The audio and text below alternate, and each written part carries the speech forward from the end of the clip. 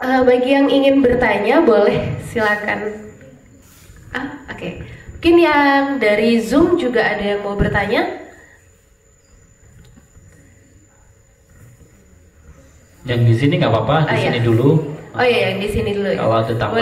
Boleh. Siapa dulu nih? Oh iya, boleh Mbak. Berkenalan. Cek. Perkenalkan saya Rani. Mungkin saya mau nanya sih, soalnya kan juga pernah pas baca buku ini kan juga ada beberapa semacam ya bukan pothole ya, kayak dipikir kayak masih bingung itu. Pas itu di buku ini juga dijelaskan pas ketika si anjing yang bernama Mani ini kan dia bilang untuk ada sebutan seperti yang ini loh, yang telur angsa emas itu kan kayak dia itu menjelaskan kalau si Kira ya namanya, aku lupa. Nah, lupa namanya sih. Kira itu kan kayak dibilangin kalau untuk dia dapat investasinya untuk berpenghasilan kan setengahnya untuk ditabung dan setengahnya untuk apa. Nah, pas itu kan saya jadi mikirkan kalau misalkan setengahnya ditabung terus setengahnya dipakai itu apakah nggak terlalu besar? Nanti kalau misalkan dipakai setengahnya kan berarti kan ini ya kayak buat saya tuh mikirnya jadi gini Pak, nanti kalau misalkan kita untuk mau buat selain inilah kayak buat dana cadangan tuh kayak gimana atau gimana, soalnya kan kalau saya lihat dari Kira ini kan karena Kira kan tetap ditanggung ortu. Nah, kalau misalkan buat kita untuk membudgetingnya itu gimana Pak? Biar ini penghasilan full, terus nanti kita harus nabungnya tuh berapa persen, itu menentukannya bagaimana gitu. Terus sama yang kedua ini sih mau tanya tentang, kan saya masih ini ya minus pengetahuan tentang investasi. Nah, menurut jenengan buat kita yang pengen belajar investasi itu harus mulai dari mana dulu dan mungkin harus dapat uangnya tuh berapa? Soalnya saya juga banyak sih temen yang ini udah coba investasi, cuman tuh masih agak takut gitu loh. Karena takutnya kan ini ya riskan ya risikonya, apalagi pas di bukunya itu juga dijelaskan baru kita dapat hasil kelihatannya tuh 10 atau 15 tahun kemudian. Betul. Nah, itu terus cara biar kita tuh tahu tentang ilmu investasi gimana dan cara memilihnya, mau kita tuh mau mulai itu kayak gimana dulu gitu. Apakah mungkin dari skala yang mudah itu tuh seperti apa? Kayak gitu sih. Terima kasih. Siap. Waalaikumsalam warahmatullahi wabarakatuh. Saya jawab sekalian dulu ya Mbak ya. Iya boleh. Kalau yang pertama dari budgeting sebenarnya ada sih kalau patokannya kayak misalkan ilmu 50, 30, 20 gitu-gitu ya. Cuman kalau menurut saya sendiri itu nggak relevan sama macam-macam keluarga, beda-beda. Jadi kalau saya tetap dari based on-nya budgeting tadi, bener-bener kita itu di drive-nya tujuannya. Jadi makin banyak tujuan keuangan, otomatis nabungnya makin besar. Nah, kalau nabung makin besar, memungkinkan nggak kita hidup misalkan pakai cuman setengah kali income. Nah, kalau nggak memungkinkan berarti ya frugal living atau income-nya yang ditambah. Karena kita sudah ya komitmen pengennya setengahnya mau ditabung ini karena tujuanku banyak. Nah, benar-benar dari situ. Makanya itu juga membantu kita realistis. Kalau misalkan nggak bisa semuanya ditabung dalam waktu berbarengan, pakai prioritas tadi, Mbak. Jadi apa dulu nih yang terdekat yang mau saya wujudkan, satu-satu juga bisa. Karena nanti kalau sudah berkeluarga biasanya nih pengennya bareng semua tabungan mau di top up semua, padahal kan nggak ada duitnya gitu loh. Benar-benar harus satu-satu dulu nggak apa-apa kok. Misalkan pendidikan anak dulu atau apa dulu gitu-gitu. Nanti kalau ada rezeki nomplok dan lain sebagainya, nanti bisa di top up ke tujuan lain yang mungkin selama ini belum pernah kita isi itu. Nah, kalau investasi, kalau untuk awal-awal kemarin saya sempat ngisi juga di Kemenkeu itu mereka memang pasti yang untuk awal-awal pemula itu malah di suko kalau yang syariah ya. Kalau konven kan obligasi kan. Nah, kalau suko itu sudah dijamin undang-undang, jadi dapat kupon setahun segini itu sudah dapatnya segitu, Mbak. Jadi benar-benar kalau kita mau belajar awal bisa naruh dulu di sana. Cuman memang ya ibaratnya kupon itu memang nggak kerasa. Jadi minimal 1 juta ya suku itu ya, itu aja dapatnya 6,5% setahun. Berarti dapatnya berapa? 65.000 Mbak setahun. Dari 1 juta cuma dapat 65.000. Jadi memang investasi benar banget yang di buku itu sampaikan jangka panjang kok memang. Jadi kalau yang saya tarik kesimpulannya memang investasi tidak membuat kita kaya, tetapi dia bisa kita bisa sampai ke tujuan keuangan nantinya di masa depan. Apapun itu masa depan yang kita pilih, kita bisa nyepai pakai investasi. Tapi kalau mau kaya, stream income-nya yang diperbanyak. Bahkan kayak menteri-menteri kita yang kaya, misalkan dulu kayak Pak Sandiaga, Pak Erick Thohir, itu kan dari pengusaha. Itu kan usahanya nggak cuma satu bidang. Mereka punya kayak Jarum gitu ya. Jarum malahan sekarang merambah ke bank juga ada, ke bulu tangkis, ke sepak bola dan lain sebagainya. Jadi benar-benar kalau orang yang kaya itu stream income-nya ditambah dan akhirnya dia bisa punya banyak income dari berbagai macam. Misalkan yang ini turun, yang sana naik gitu-gitu. Nah itu kalau kaya memang harus dari situ. Nah kalau yang aman tadi memang minimal banget di situ, karena kadang-kadang kalau deposito aja yang resiko rendah ini masih bisa kolaps juga. Kalau ternyata banknya bangkrut, itu peluangnya akan lebih besar depositonya nggak cair. Tapi kalau suku obligasi itu nggak cair hanya kalau negara bangkrut. Misalkan 2030 kita bubar beneran, bubar jalan. Berarti ya deposito nanti amblas, obligasi amblas. Tapi kayaknya nggak mungkin lah kalau Indonesia sampai segitunya nggak. Gitu. Jadi itu yang aman banget di situ. Jadi bener-bener baliknya segitu dan memang kalau kecil memang nggak kerasa, tapi justru itu tantangannya. Kita kalau mau memulai habit memang disuruhnya dari yang kecil-kecil dulu, 100.000, 1 juta gitu-gitu. Nanti kalau kita punya rezeki nomplok atau apa, kita sudah tahu penempatannya di mana, gitu. Dan dibalikkan sesuai tujuannya tadi. Tujuannya apa? Bisa sekolah anak, dana pensiun, umroh, haji, bangun rumah dan lain sebagainya. Gitu, Mbak. Mungkin itu yang dapat bisa dipahami, Mbak? sampaikan. Sudah terjawab? Iya, baik. Oke, siap. Satu lagi, Mbak. Iya, boleh. Mungkin saya tambahin sedikit, kalau emas apakah aman? Sebenarnya aman juga. Kalau rugi nggak rugi-rugi banget juga. Tapi dia tetap akan naik turun sesuai dengan permintaan dan penawaran. Itu. Nggih. Lebih apa kan kemarin sempat baca berita kalau mendingan emas itu tuh yang berupa logam mulia. Tapi kan sementara banyak juga yang bisanya tuh emasnya dalam bentuk digital. Digital itu tuh kenapa disebut lebih mendingan menyimpan logam mulia di rumah atau di berangkas? Padahal kalau kita harus sewa berangkas ke bank kan ada cost-nya lagi, betul. Sebenarnya itu memudahkan aja sih untuk teman-teman yang aksesnya jauh dari toko-toko emas atau butik-butik emas. Di syariah juga sebenarnya sudah diperbolehkan untuk emas digital karena ada beberapa perusahaan yang punya aplikasinya digital itu bisa. Nah, cuman memang kalau misalkan buat kita yang orangnya konvensional atau lama itu kayak kurang puas aja, Mbak. Kurang puas pegang digital itu karena ya nanti kalau misal itu mau dipakai, misalkan mau dicetak masih kena harga cetak lagi itu. Kalau yang memang nilainya sangat cukup stabil sebenarnya yang emas batangan. Mau di toko apapun sebenarnya emas batangan itu ada. Jadi selain yang perhiasan pasti ada yang kepingan-kepingan itu, sehingga itu nantinya yang ya kalau mungkin sudah mulai banyak mau nggak mau disimpan di berangkas. Jadi plus minus. Ya plusnya emas digital adalah kita nggak kelihatan. Misalkan kita mau pergi keluar kota mudik nggak punya tanggungan karena di rumah nggak ninggalin apa-apa, paling yang barang berharga cuman elektronik. Tapi kalau kita nyimpen emas di rumah ya hati-hati. Apalagi sampai di atas 50 gram misalkan, wah ya medeni, Mbak. Itu sih paling plus minusnya. Tapi plusnya dia sewaktu-waktu bisa dijual, ya ada wujudnya gitu dan benar-benar harganya sesuai dengan yang sekarang. Itu.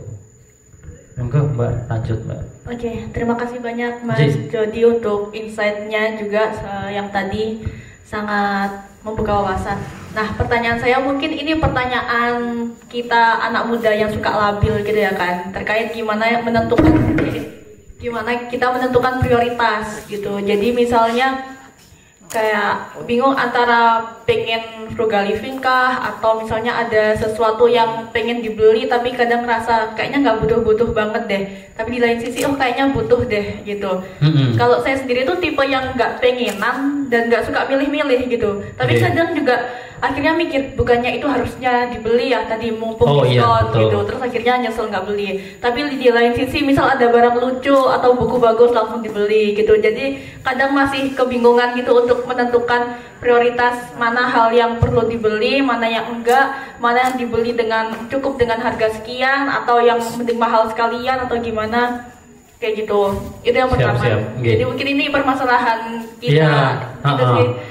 Terus yang kedua ini mungkin agak personal ya Mas. Jadi kayak misalnya saya saat ini butuh beli laptop baru nih karena misal laptopnya rusak gitu kan. Sebelumnya emang udah ada tabungan untuk beli laptop baru tapi belum mencukupi ke laptop yang saya inginkan. Speknya. Nah, jadi bingung antara mau ngambil di tabungan saya yang lain atau pay later aja gitu. Terima kasih. Ya, saya coba yang kedua dulu. Sebenarnya kalau punya tabungan yang lain ambil nggak apa-apa. Karena kan laptop buat kerja, buat kuliah. Karena itu kebutuhan pokok kalau teman-teman masih ngampus ya.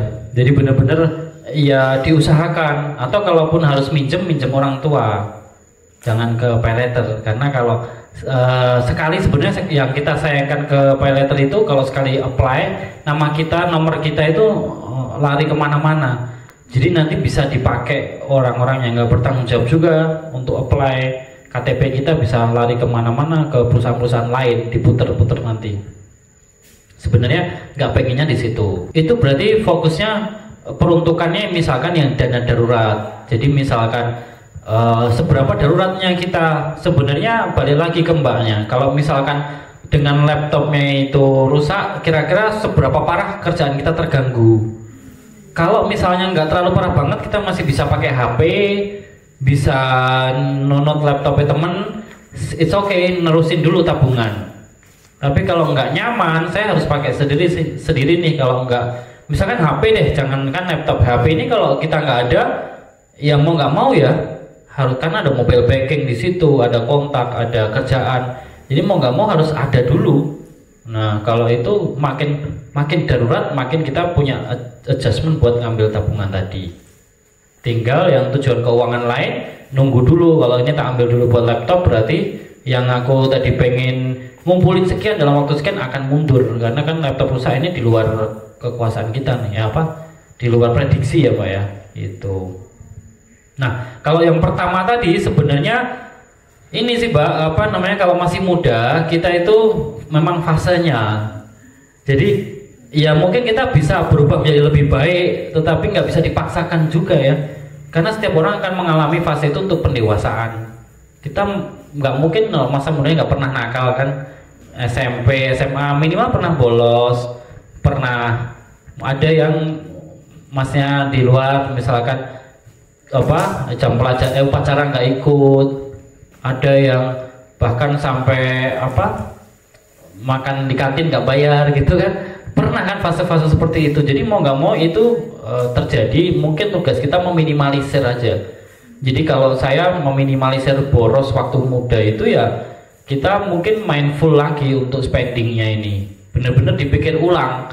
Apalagi sekarang itu kan kayak ada gerakan frugal, kemudian no buy challenge gitu ya. Itu kan bukannya kita nggak belanja sama sekali nggak, tetapi memilah. Benar-benar kalau beli barang yang bagus sekalian, yang awet, sehingga nggak gonta-ganti lagi. Misalkan handphone kan ada sekarang itu kan banyak banget yang cuma 2 tahun rusak ya. Yang mendingan cari yang mahal sekalian tapi awet, bisa 5 tahun lebih gitu. Terlepas kita ngomongin merek. Nah kalau yang terkait dengan kita beli apa enggak mumpung diskon, itu memang fasenya. Kita akan tiba di fase-fase perkembangan manusia di mana ya itu sesuatu yang tidak bisa kita hindari. Mungkin tetap akan boros, cuman kita nginget-nginget lagi sih, kira-kira si barang ini itu di rumah masih ada apa enggak, numpuk apa enggak gitu. Minimal kita kasih waktu Mbak, misalkan 1 kali 24 jam, ditahan dulu impulsifnya, dipikir dulu kira-kira beneran kayak ini. Misalkan kita ke supermarket, ke swalayan, kadang kan masukin keranjang. Tapi kan sebelum sampai kasir saya selalu review lagi. Biasanya ini yang jarang dilakukan orang, ini beneran kepake enggak, misalnya minuman kemasan gitu loh. Ini untungnya apa kalau saya minum ini ya? Kadang-kadang kalau di usia saya sudah menghindari yang kadar gulanya berlebih atau micinnya banyak, udah nggak masukkan lagi. Tapi kadang-kadang ya memang terpengaruh ya sama tampilan raknya, apalagi kalau diskon. Kalau enggak ini display ya kayak kurma misalkan besok lebaran, bisa jadi kita sudah beli kurma online, beli lagi offline, di pasar beli kurma lagi gitu, numpuk. Iya, jadi benar-benar dicek aja kira-kira di rumah ada nggak ya kurmanya kemakan apa enggak. Nah mungkin udah harus mulai mikir ke arah sana. Tapi kalaupun belum berhasil nggak apa-apa, namanya proses itu butuh waktu. Buktinya saya dulu belanja buku waktu awal-awal kerja juga banyak banget, kebacanya juga baru sekarang. Bisa lumayan ya, nabung ya. Kalau beli sekarang kayak Harry Potter dulu kan mungkin kalau Harry Potter dibaca sih ya, cuman kan bisa diturunkan juga ya buat harta karun gitu. Punyanya Dewi Lestari punya semua sampai bener-bener dulu itu bener-bener sampai yang acara launchingnya ya bener-bener antri gitu, ikut-ikutan kayak gitu. Ya mungkin kalau nggak kepake kita bisa anak-anak kita, tapi harap dipastikan memang ini karyanya bagus ya, bener-bener ini nanti kepake dalam jangka waktu lama. Atau buku-bukunya Pramudia gitu-gitu kan ya everlasting gitu loh, di berbagai zaman bisa dipakai gitu. Jadi balik lagi Pak, termasuk kayak baju dan lain sebagainya, kita selalu coba menanyakan lagi ini kira-kira beneran butuh atau pengen, atau ya ini di rumah kepake enggak. Karena kalau ibu-ibu akan seperti itu selamanya.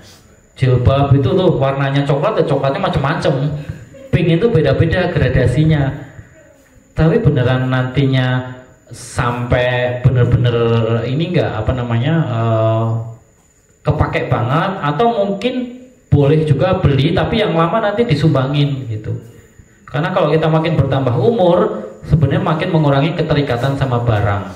Nanti akan selalu keinget nih beli barang ini dipakai enggak, karena semua yang kita beli nanti akan dipertanggungjawabkan, termasuk skincare kepake enggak gitu. Kalau enggak mending dikasih orang, mainan anak, terus baju, sumbangin aja jadi lemari nggak penuh gitu loh. Nah jadi benar-benar kita coba kasih jeda, kira-kira sebelum sampai kasir mikir ulang yang selama ini nggak pernah kita lakukan, dicoba dulu, walaupun mungkin kadang-kadang susah ya prakteknya ya. Karena namanya financial planning ini saya juga prakteknya 10 tahun, godaannya juga masih banyak. Bener-bener setiap bulan itu struggle ya, bisa nabung target segini, realitinya segini. Kadang juga nggak bisa nabung sama sekali. Makanya ya bener-bener kita enaknya sering membahas hal ini karena selalu kayak auto reminder gitu Mbak. Makanya cari support system yang bener-bener teman-teman yang produktif gitu. Wah iya bagus banget. Gitu. Sudah menjawab? Oke, ya, sama.